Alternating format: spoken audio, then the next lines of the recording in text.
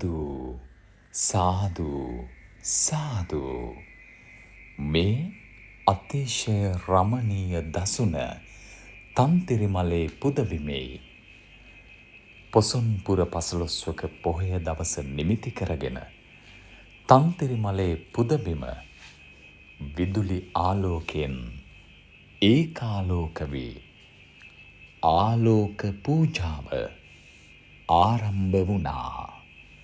සාදු සාදු සාදු සාදු සාදු සාදු. ඓතිහාසික තන්තිරිමලයේ පුදබිම මේ ආකාරයෙන් විදුලි ආලෝකයෙන් ඒකාලෝක වුණා. තන්තිරිමලය ආලෝක පූජාව මේ විදිහට අදම ආරම්භ වුණා. පොසොන් පොහොය උදාවන්නට ඇත්තේ තවත් පැය කිහිපයක් පමණයි. ඉතිහාසයේ ඉතාමත්ම පූජනීය දවසක දඹකොළ පටුනේ සිට අනුරාධපුරය දක්වා විජයශ්‍රී ජයශ්‍රී මා බෝහාමුදුරුවන් වහන්සේ සංගමිත් මහරහත් මෙහෙණින් වහන්සේ විසින් වැඩම කරවාගෙන එන අතරමඟදී හමුවුණු රමණීයම නවාතැන තන්තිරිමලේ පුදබිම.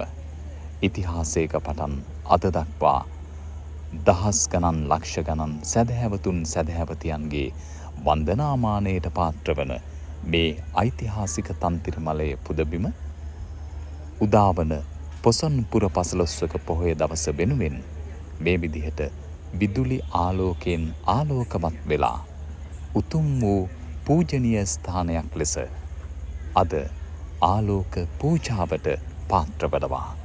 ඉතින් හැම හිතකම බුද්ධාලම්බන ප්‍රීතිය වැඩෙන අයුරින් මේ ආලෝක පූජාව දැන් සිදු කෙරෙනවා.